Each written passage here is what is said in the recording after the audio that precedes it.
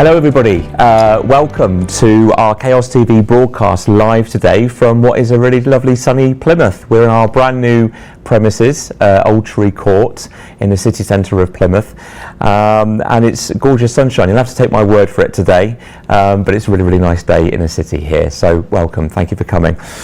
Today we are celebrating World Autism Acceptance Week, and we're going to be showcasing the talents and the values of people with autism and highlighting the value that people with autism can bring to the workplace, and we've got a lot to pack into this next hour, so lots of fantastic people to meet, employers, some providers and some individuals that have gained employment with some of our support. So we have specifically coming up today, we have a lovely young lady called Libby who's going to be joining us on a Teams call. She was supported by the Work and Health Programme at Seetec Pluss. The Work and Health Programme is funded by the Department of Work and Pensions and the European Social Fund. We're also going to hear from Ashley as well. Now Ashley was a customer on our Plymouth Autism service and he gained paid employment as well. So we're going to hear their journeys into employment, the support that they've had, some of their barriers, but equally how fantastically well they're doing in their new jobs. So really looking forward to hearing from both of them. We're also going to be hearing from one of our own as well. So we've got a young man called Toby who needs to make sure I get this right. He's a digital production assistant for our very own Chaos TV. So he's going to be joining us as well today. He was kind enough to do an interview with our Chaos TV coordinator, Claire. And they explained, and Toby explained to Claire, some of the difficulties that he experienced when he was looking to get into the world of work. So we'll have that video clip there as well from Toby. And very finally, at the end of the session, we'll also be hearing from the National Autistic Society, and they'll be doing a little bit of myth busting as well around autism, what it means to them, and some of the work that they're doing in the National Autistic Society as well. But to start us off, just want to start you with a statistic, and it's recently been reported that 29% of autistic people are in any type of employment. Which I think you would agree is a really low statistic, and we would be advocating to make sure that there would be many more than just that 29%. So as part of this feature today, we want to be able to show employers, and employers are watching online, that people with autism do have amazing skills and most definitely employable in the world of work. They are employable by making just a few adaptations, reasonable adjustments, and hopefully you'll be able to hear about some of those, especially from Libby and from Ashley, as they talk about their journey into work. Now, an employer who is leading the way with inclusion and with recruitment processes is Babcock International. And I'm really pleased to say that we're joined by Louise Gage, who is the transformational lead at Babcock International Group in Plymouth. She's also, if that wasn't enough, she's got another role. She's also the community lead on the Devonport Neurodiversity Network. So, hi Louise. Hi there. How you doing? You okay? Yeah, thank you. All well? Yeah, thank you for inviting me along. Yeah, no, it's our pleasure. Thank you for coming. So, perhaps Louise, you could just tell us a little bit about the Devonport Neurodiversity Network at Babcock and how that come about. What sort of things does it do? Yeah, so it started back in 2018. So it's really to support neurodiverse employees in the workforce. We kind of try to raise awareness of the various neurodiverse conditions, because I think, as you say, it's that myth busting that needs to happen really, and for people's awareness of how to best support neurodiverse employees in the workplace. So some of the things we've been doing, we're doing leaflets about each of the conditions and kind of giving out information. We've done a lot of signposting. We have neurodiversity advisors in the business now, and so people that maybe think they're neurodiverse can be signposted to screening and diagnosis, and we're supporting them through that process. Helping line managers support them in the workplace, kind of advising on best reasonable adjustments as well. We started doing lunch and learn, so through Teams, now we're all on the Teams network, we can kind of join up with people and kind of, we've done things on supporting neurodiverse employees. We've done things about top tips of interview techniques for neurodiverse people. And so, yeah, just really kind of building the community. I think that's really important. So not feeling like you're on your own and struggling, but there's other people that might be having the same challenges, and also sharing the strengths that we all have as well. So it's been really good. It's lovely. It sounds like you've really raised the awareness of neurodiversity in what is one of the largest employers in the city, which is really inspiring. So no, lovely, thank you. You're also the community lead as well, so you're a very busy lady, so thank you for coming in today and you managed to find time to chat to us. But you're the community lead for the Devonport Neurodiversity Network. So tell us a little bit more about that. So obviously the good work going on within Babcock, but now you're trying to think, how do we get out there? So what does that role look like? So part of it is engaging with the schools. We've done a lot of work with SEND pupils in schools, and I mean the transition from school to work is a difficult one, whatever, but I think sometimes with the neurodiversity, the recruitment process is not always set up right, so also just trying to encourage that. So one of my colleagues, John Helliwell, who's neurodiverse himself, he's autistic, he's developed and is running a virtual work experience program. So it's a few little videos about the dockyard, but really in kind of sharing his work transition as well. So he came in, we've supported and kind of now is in full-time employment in Babcock, so that's been really good. And I also help try to support parents with neurodiverse conditions. I'm a parent of a dyslexic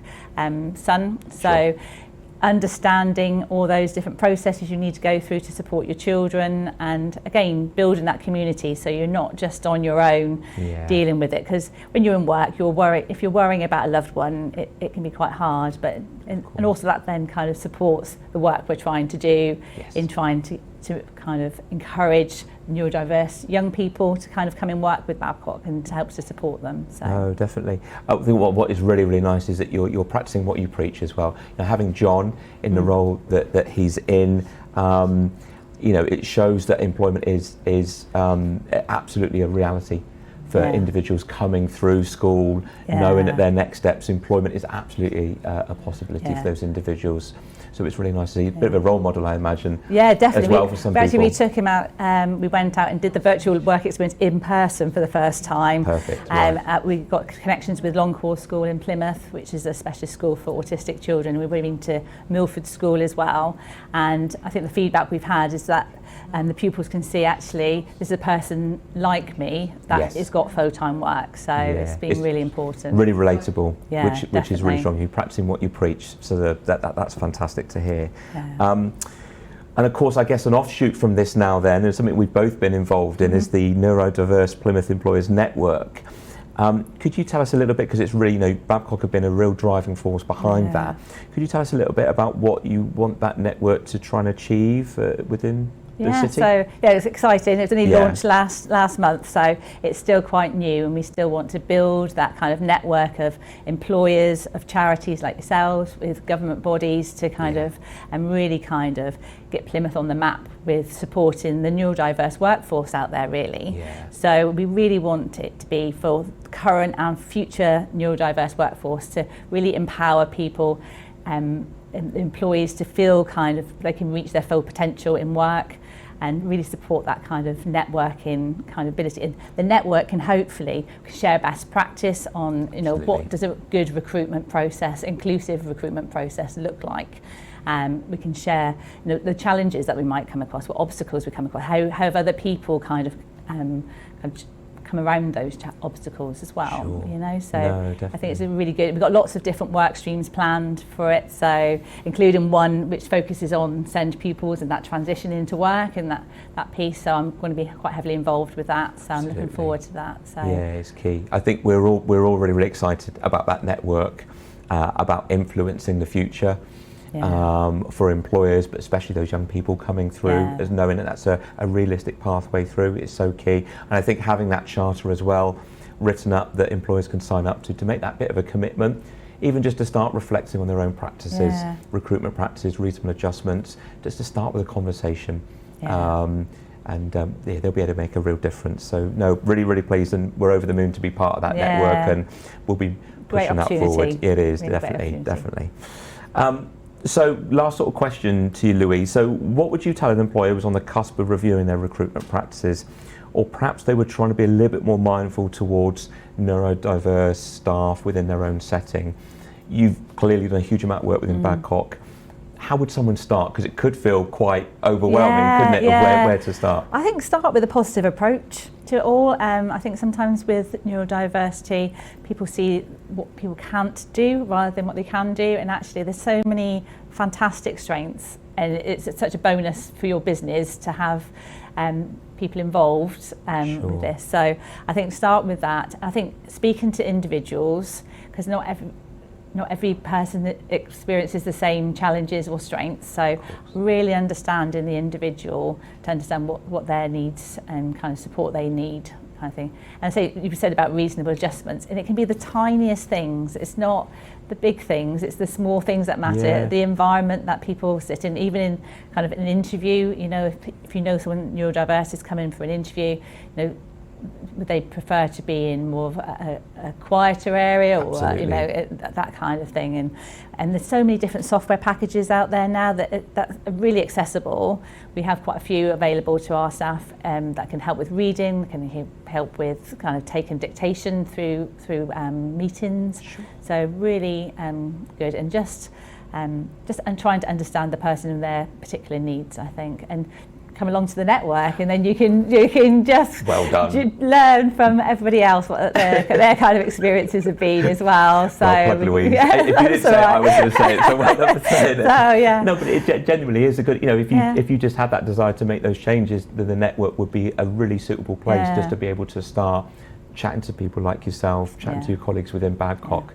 I find it really inspiring. If you're able to do it in such a large employer like yourself, then in reality others could absolutely make We're those still changes. learning. We're still learning. We're still wanting to find the best ways to reach all people and be inclusive. So it's been really good. Lovely.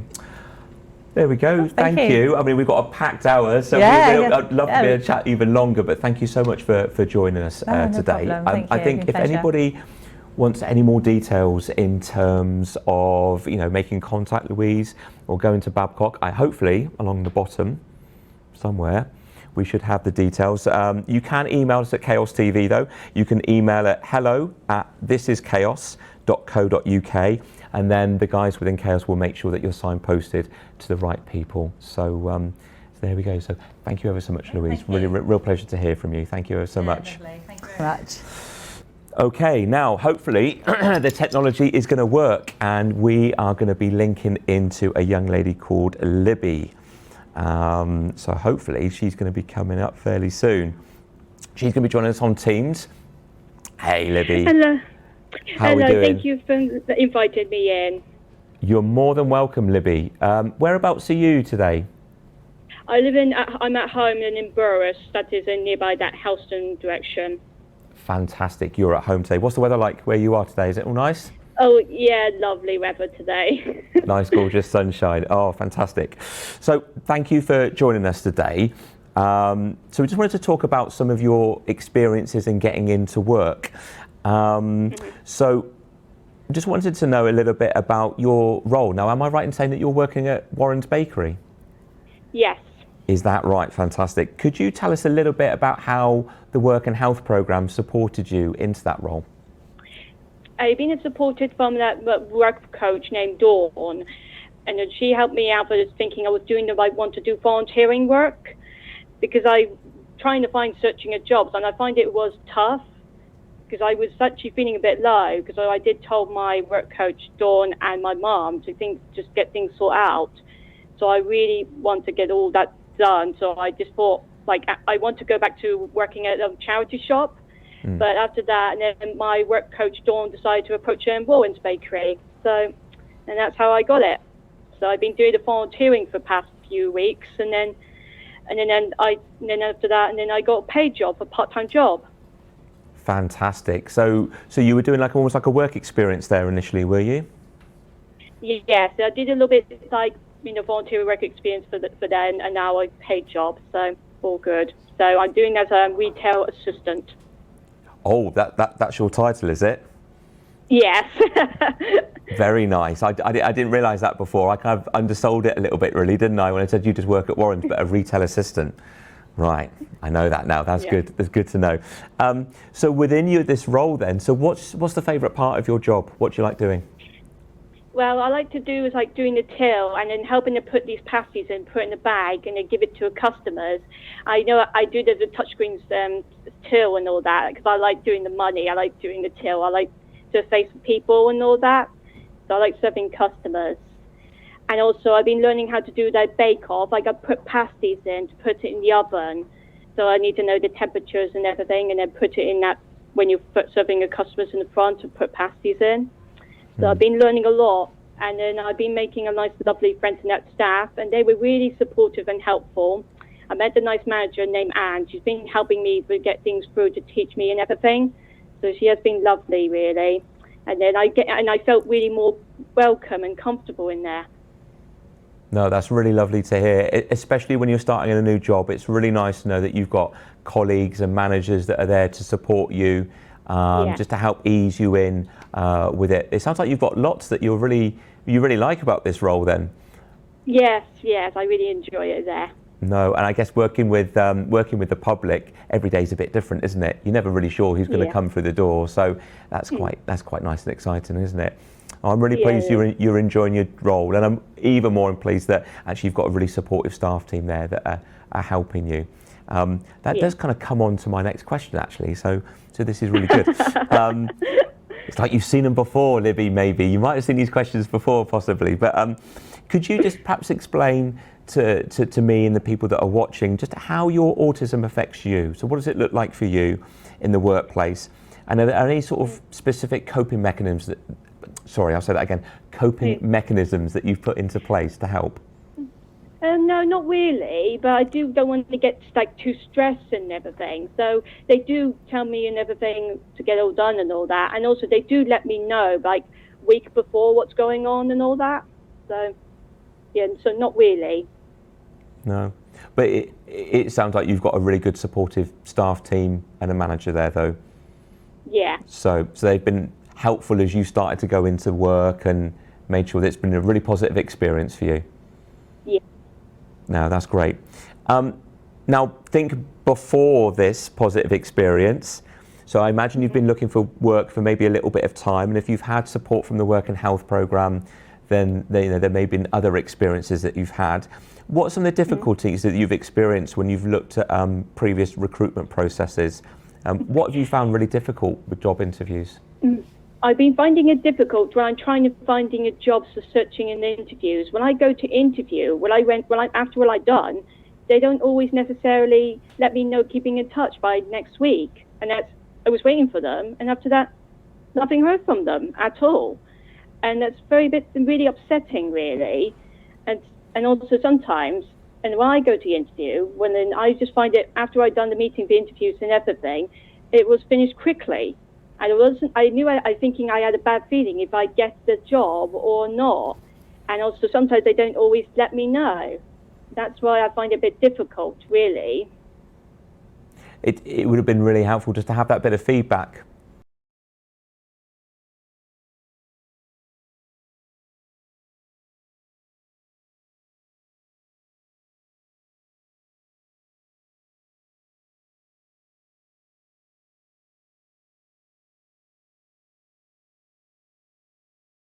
I don't put it in my CV, so I put it in a separate letter. So I told them and I give it to them, like I have autism, and then I'm sure they just went quickly and they would let me know and anything as well.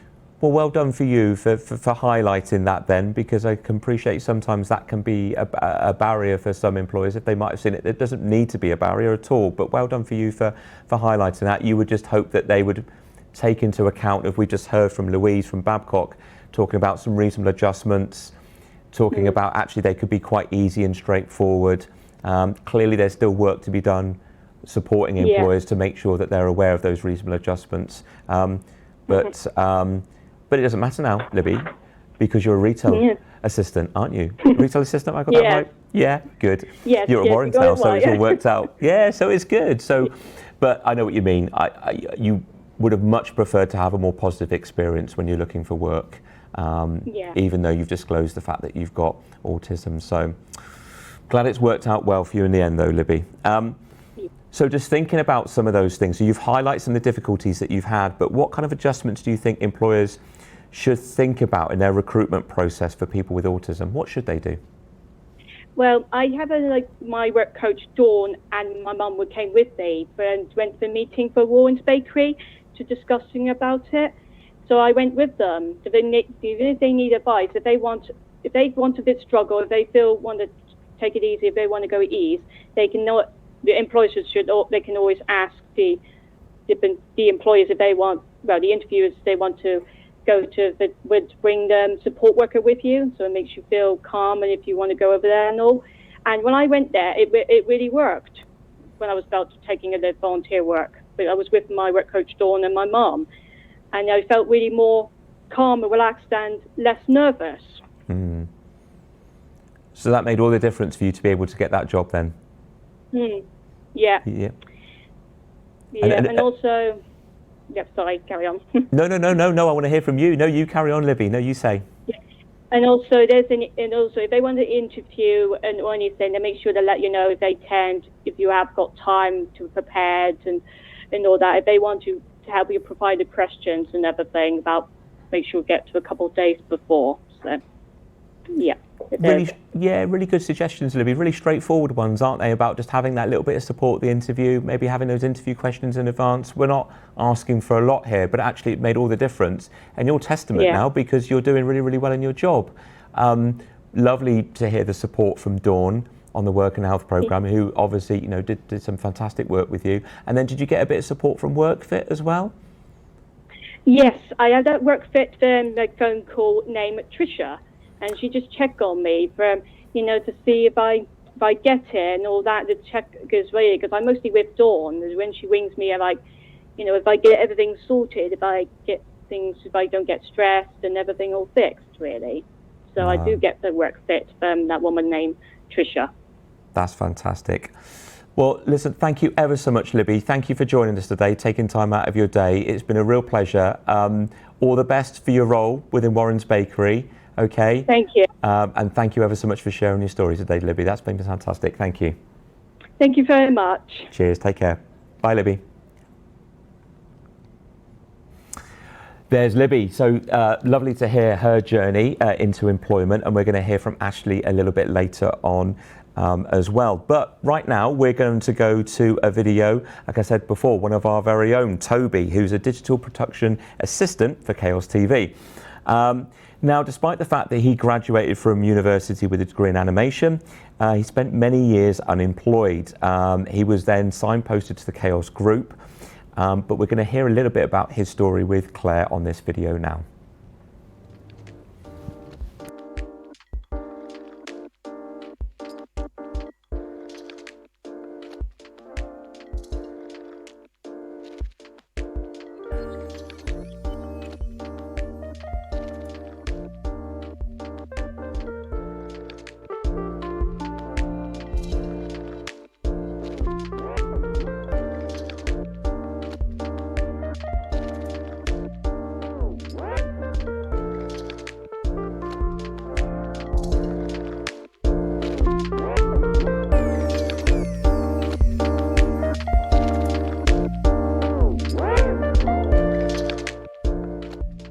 I did a foundation degree at Truro College for 2 years, and then I went on to Plymouth College of Art to do a bachelor's degree in animation.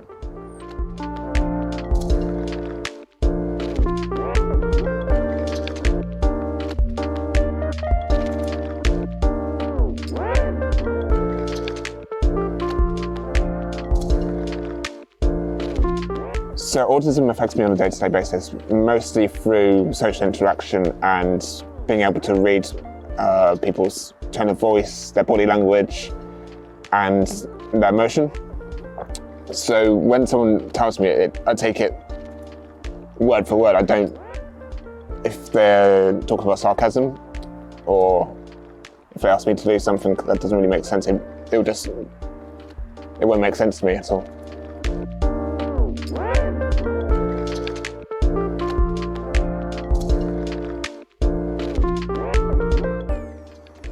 After I left university, I was trying to apply for jobs for a long time. I went to interviews after interview after interview after interview. and I got almost constant rejection. Mostly because of my autism, either not being able to talk within the interview or from some interviews themselves and the interviewers giving the reason that I couldn't have the job purely because of autism.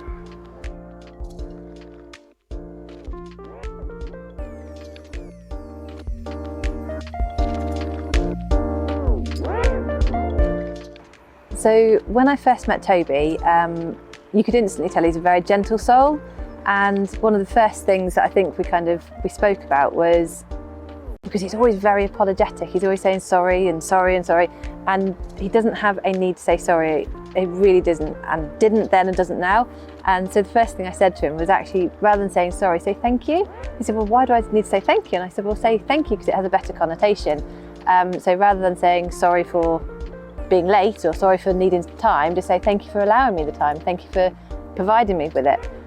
He said, oh, okay, so that was kind of one of the first things. And I know that we started that it was kind of like I was his mentor, and he was kind of the mentee, and it very, very quickly within what we were doing, it came the other way around. So he was actually my support, I was his mentor, but he was actually more of a support for me than I was for him. Because we started a digital provision, so a creative provision, and his digital skills are phenomenal, absolutely phenomenal, and mine are mediocre to average. So the idea was that I was leading it and he was actually supporting me with that digital stuff. It very quickly changed that I was doing the paperwork and kind of supporting him in that way, but everything digital he was doing.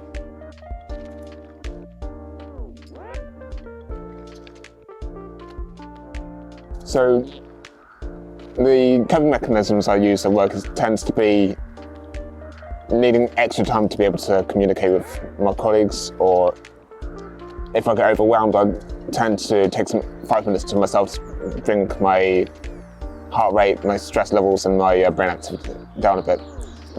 I tend to listen to music while I'm working as well, because it tends to help me focus on the work when I've got a lot to do. What kind of music do you listen to? It tends to be, people find it odd, but I listen to really heavy metal to help calm me down, and people don't really understand that.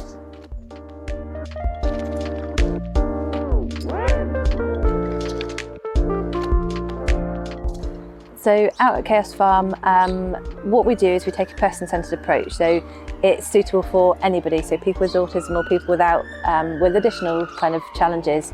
So we ensure that we give people plenty of time, both to A, process, and B, to understand things. We make sure that we've got a really safe space so that anybody can ask questions. There's no repercussions from those questions, and no matter how many times those questions are asked, it's all good. A question is a question and it's okay to ask. We make sure that we try to provide different ways of learning. So we do kind of physical, hands-on learning. We do it through theoretical practice, and we actually write everything on a board. So we talk through it in the first thing in the morning so that everybody hears it auditorily, and then we actually write it down on a big whiteboard so everybody can see it, and it can be like a step-by-step for everybody. We then make sure that we've got a breakout space so that if people need to just have a little bit of calm, just away from kind of the busyness of the farm group or the horticulture group, they can actually go into a safe place that's nice and quiet. It's sheltered, it's not got too much sunlight, it's not got too much wind. It's just a really nice environment, which is semi away from everything. So they're still on the farm, still part of the process and still part of the daily tasks, but they're actually at that kind of step away. So they've got a bit of breakout really.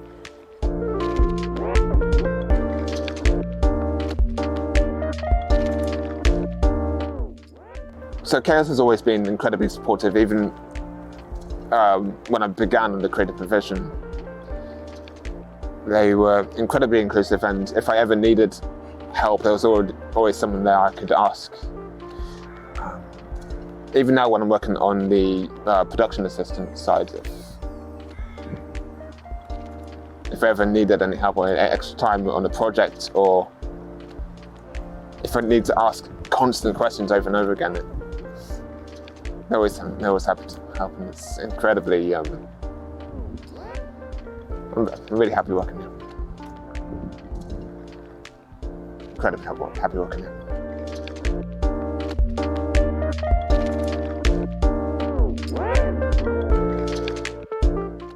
Yeah, so when people are on the farm, they might be cleaning out stables, they might be brushing horses, they might be checking sheep, feeding sheep, picking eggs up for the chickens.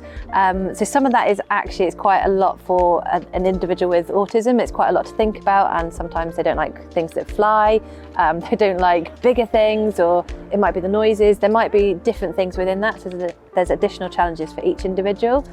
So we break it down into each different task. When it comes to the horticulture side of things, it might be that repetitive action that's really, really helpful for them, that they really appreciate. So they might tend to go into the horticulture more, so digging beds in, planting seeds or sowing individual seeds, and it can be that preciseness and that repetitive action. So it's open for everybody, really.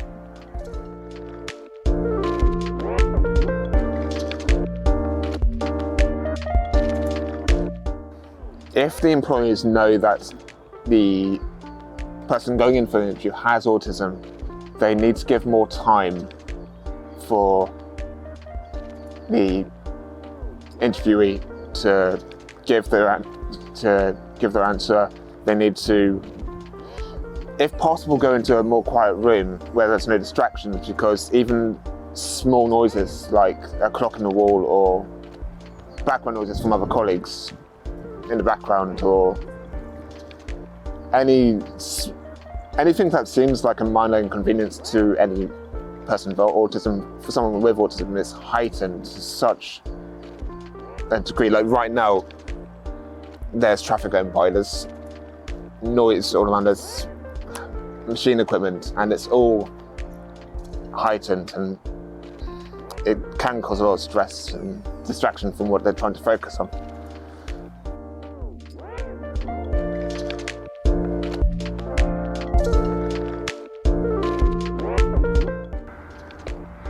It's kind of difficult to shortlist it, really. The best thing about working with carers is how, like I said before, how supportive and understanding everyone is, how much space they give you and how much time they give me to enable to do my work.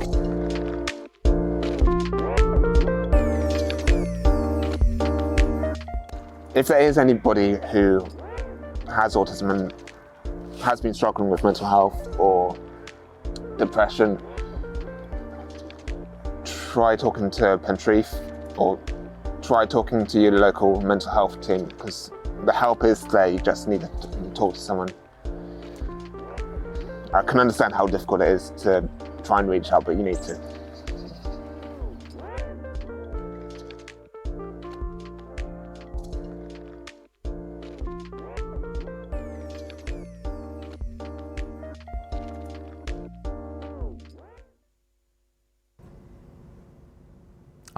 So thank you ever so much for that, Toby. Thank you to the Chaos team and Toby for sharing his experiences there.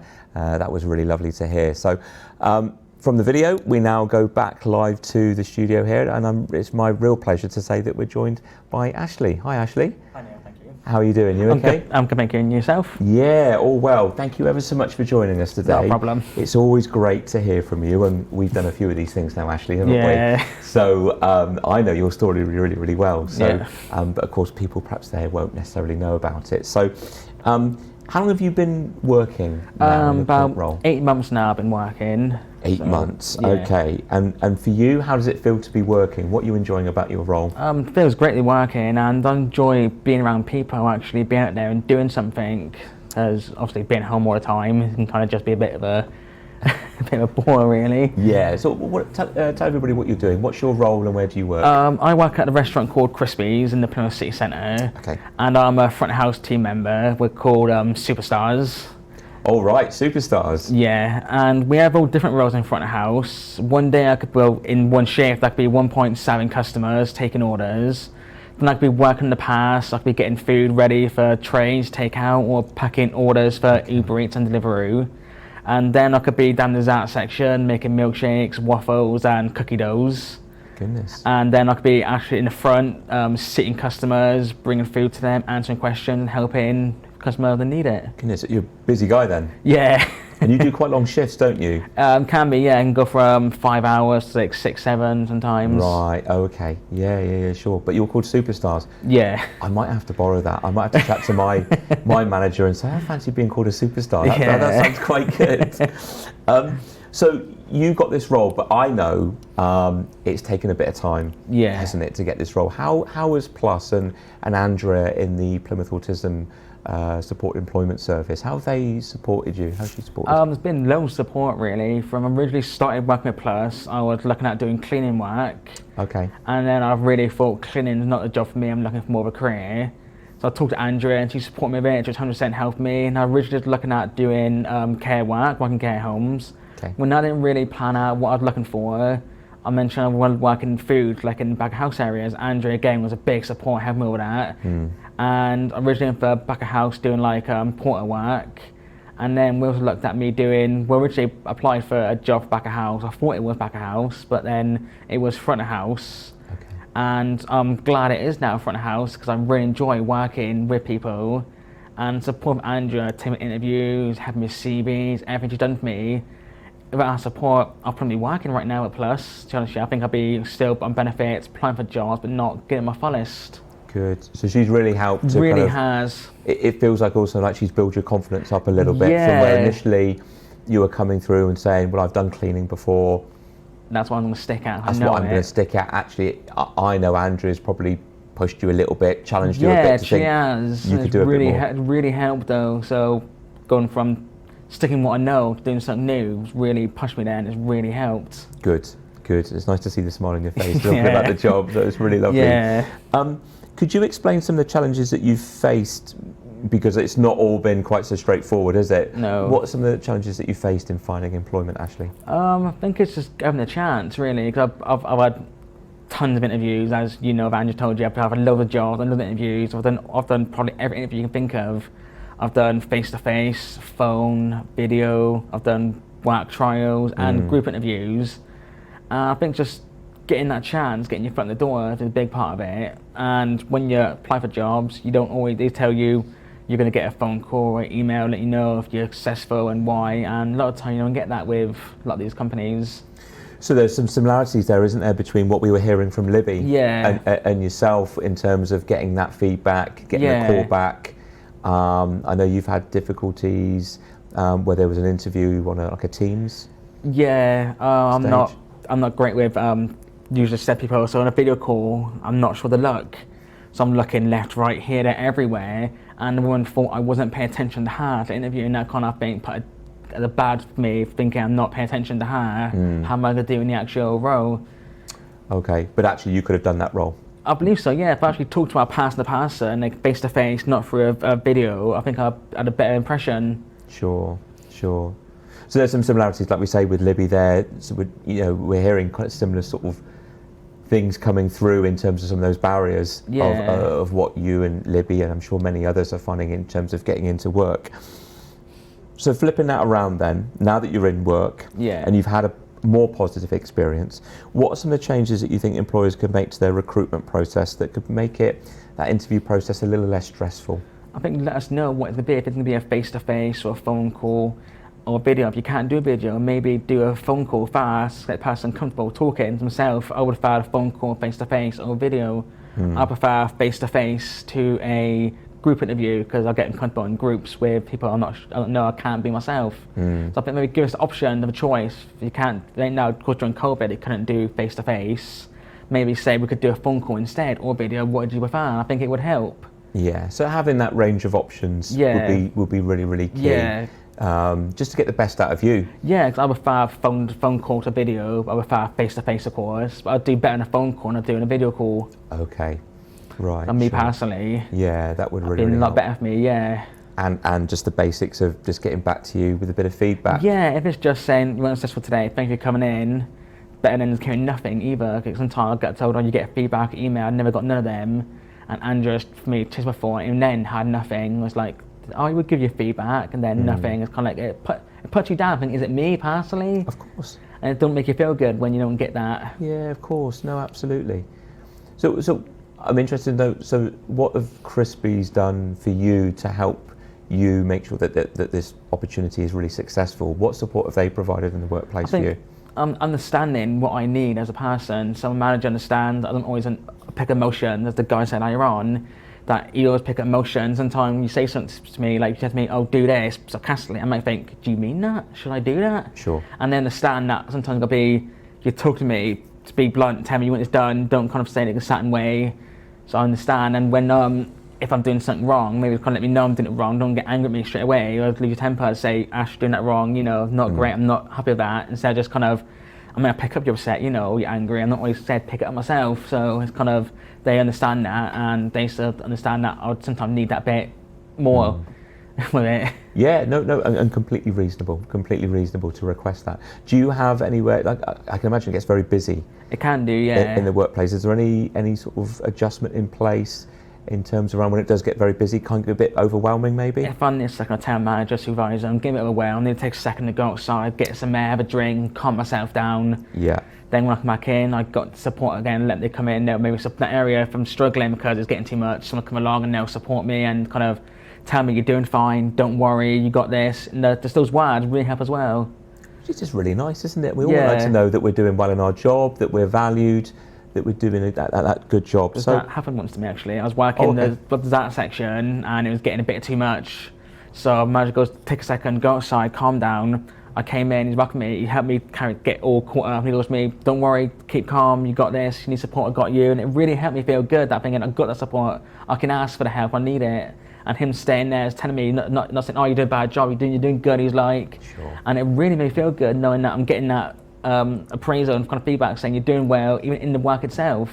It goes a long way. It really does. It's meant a lot to you, you've remembered it as well. Yeah. And very easy for someone to do, isn't it? Yeah, it takes 2 seconds to say, you're doing well, don't worry, we've got you, Instead of saying, oh, you've done it wrong, If it was better doing something wrong, fair enough, tell me you're doing it wrong, but don't be like, oh, you're doing it wrong, stop. It's like, you're doing it wrong, but don't worry, you got this, we'll support you, and it really helps. Good. No, I'm really pleased you're getting that natural support in the workplace as well. That's my actual manager, I was. Yeah. So that really helps. It's good.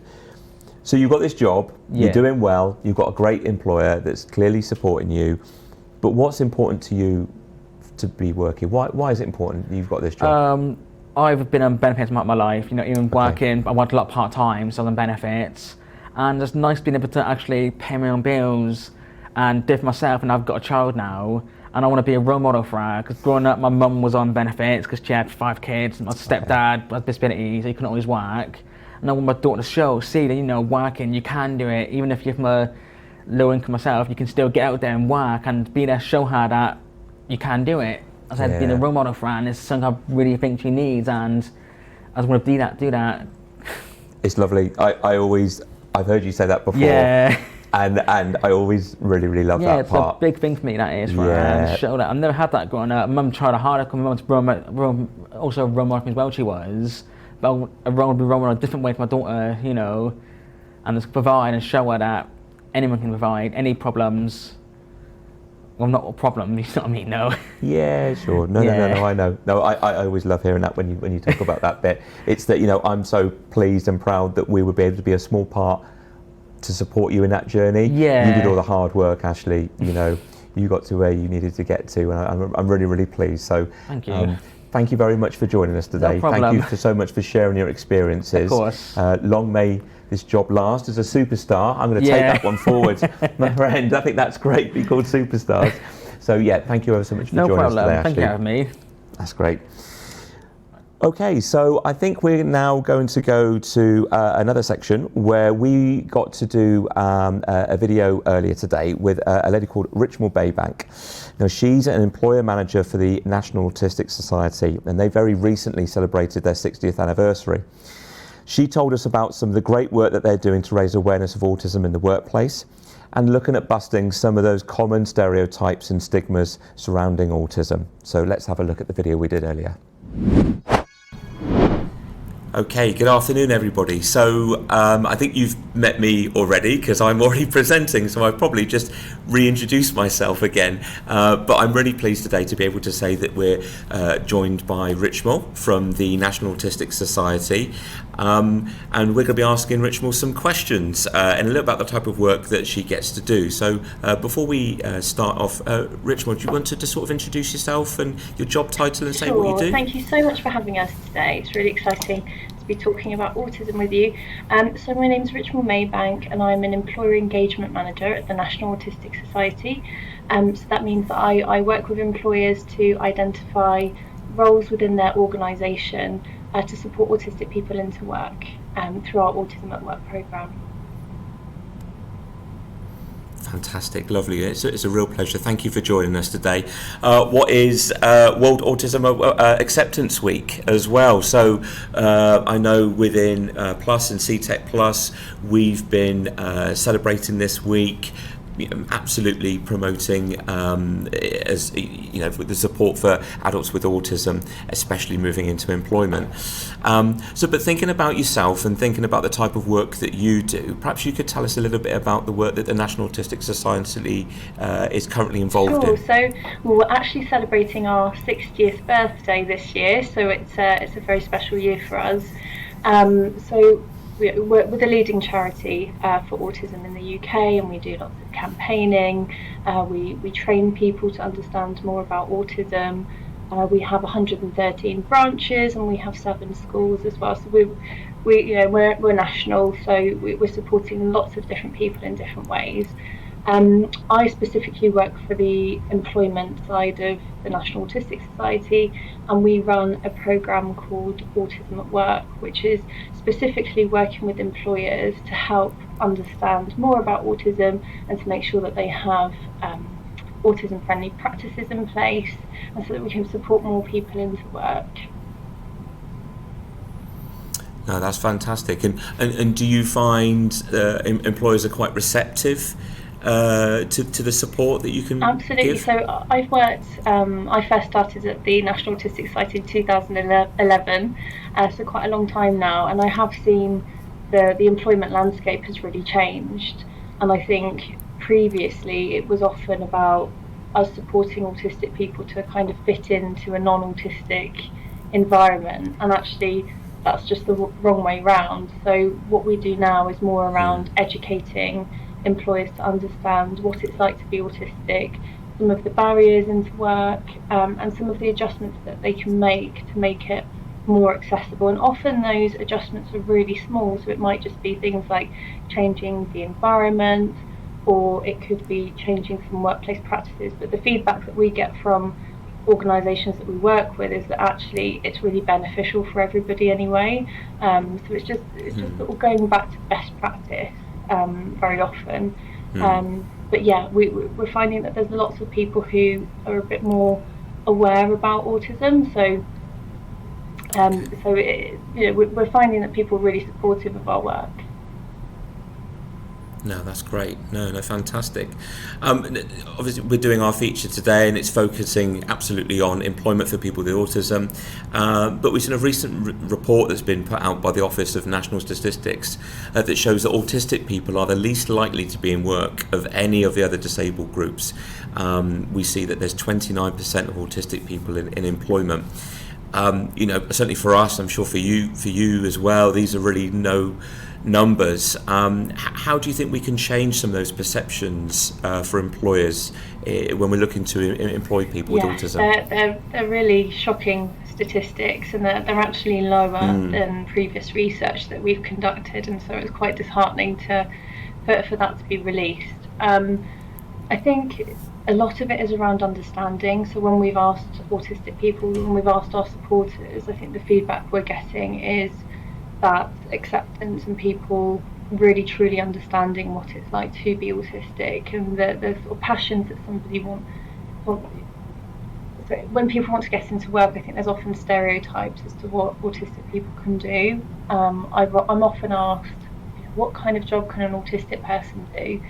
And we would never ask that of any other demographic. I think the question, question really should be, what can we do to support people into employment? And it might be like not having a really chaotic team and having workplace practices that are more inclusive. So if we look at even just people being able to access jobs, a lot of our recruitment processes are incredibly outdated.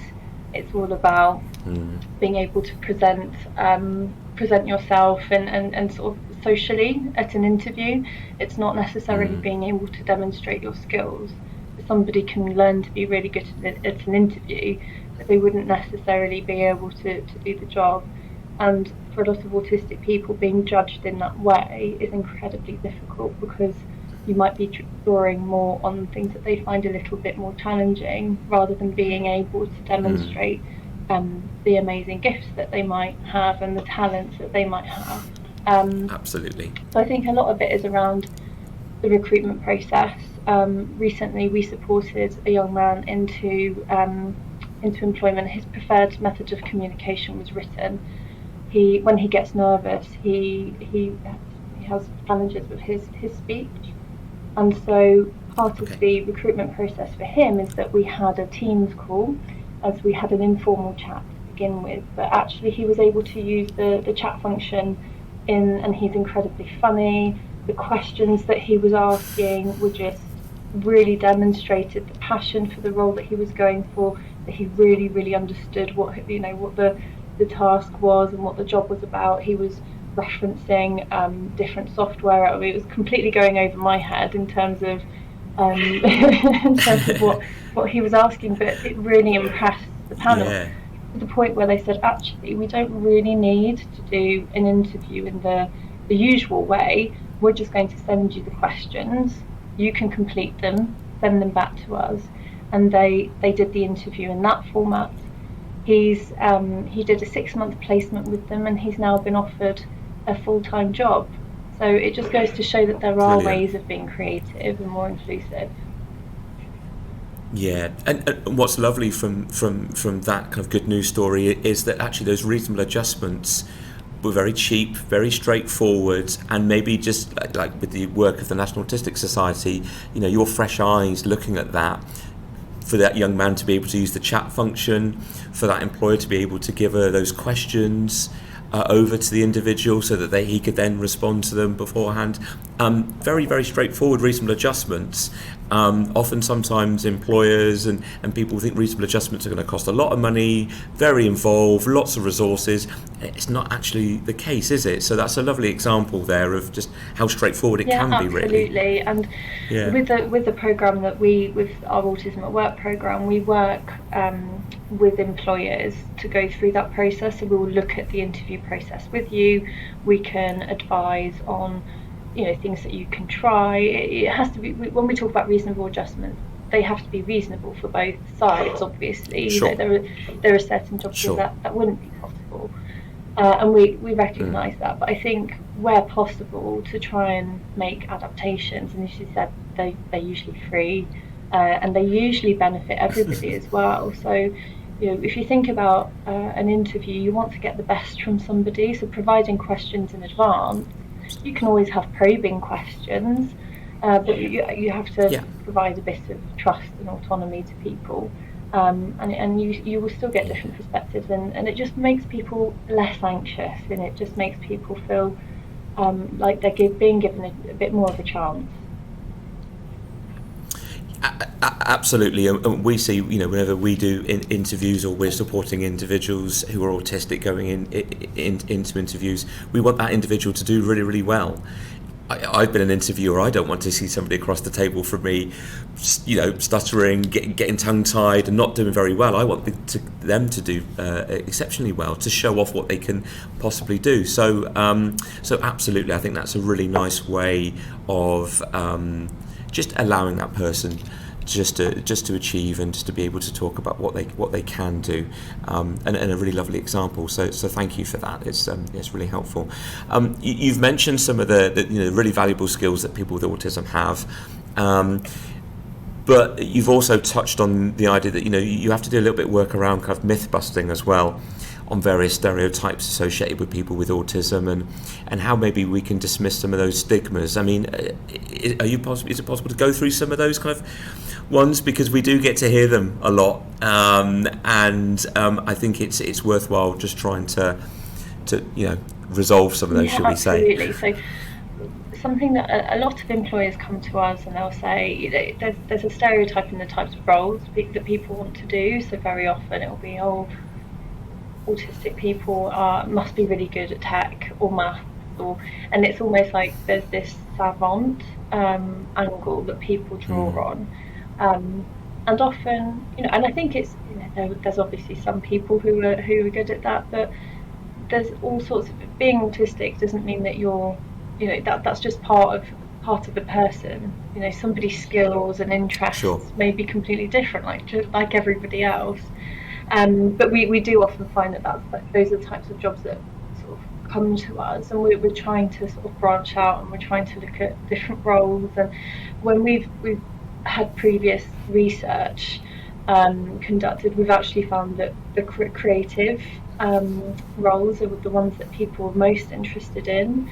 So that's one of the sort of myths, and I do think we need to sort of move away from this superpower angle. That obviously there are lots of incredibly talented autistic people, but I think sometimes when we use that and we say, oh, there's a superpower, it's kind of, if you feel like you're just an average person, like most of us are, it's almost like saying that you're not worthy of a job unless you have a superpower, and I do think we need to move away from that. But there's things like, another myth that I hear often is, you know, an autistic person might, you know, one of the stats that we had, I think it was 27% of employers said that they worried that an autistic person wouldn't fit into their team, which was really, you know, really quite shocking to see. And it's somebody might think, oh, that person might not be very sociable or might not be very empathetic, and all of these things are just simply not true. Our team is a very neurodivergent team. The empathy that I see is the most empathetic people that I've ever met and worked with. Sometimes empathy might be demonstrated in a different way, but it's really enriching to work with people, you know, from the spectrum, like from different cultures. It's enriching to work with different people, and you see different perspectives, which is really interesting, and just helps with it makes business sense in terms of it, you know, it just helps build your team and your understanding of different people. So it's a really great thing to be a part of. Sure. I guess, you know, from just sort of summarising what you're saying, you start with a person, and if you include that person on that journey into employment, know what their skills and aspirations are, really listen to them and what autism to them means. Absolutely. You know, because it will be different, won't it, for everybody, then you can't go too far wrong if you're including that person at the centre of everything that you're doing.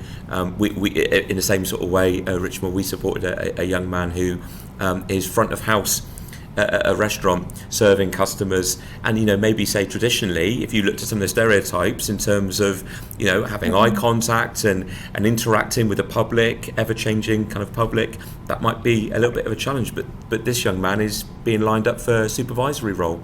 They have other reasonable adjustments in to help him there, but he loves this. He loves being front of house, where previously he thought he wanted to be back of house. So, you know, so I think, as you say, you know, start with the individual, and we'll get to where we need to get to. But thank you so much for your time today. It was really, really lovely to meet you, really lovely to hear from you, and just fantastic work that the National Autistic Society are doing. Much. So and thanks for having us, and we've got lots of information on our website, so at autism.org.uk as well, and you can type in about the Autism at Work programme as well, and you'll be able to find out how to contact us if you're interested as well. Good. Lots of support out there, lots of good, helpful tips and advice as well, if anybody wants a bit more information. So lovely. Oh, that's really, really helpful. Thank you ever so much for your time, Richmond, and have a lovely rest of the day. Thank you. So, thank you everybody. Thank you for joining us today on our broadcast here in Plymouth. Thank you to all of our guests. We've had some really, really lovely people coming here talking today. So thank you to all of them. Thank you for joining us. If you have any questions or any queries, you can certainly send those in, and you can send those in to hello@thisischaos.co.uk, and that the team at Chaos will make sure that you're signposted to the right people to get the support that you want. So we wish you a really lovely day. Take care. Thanks again for joining us, and I'm sure we'll see you again on Chaos TV. Thank you.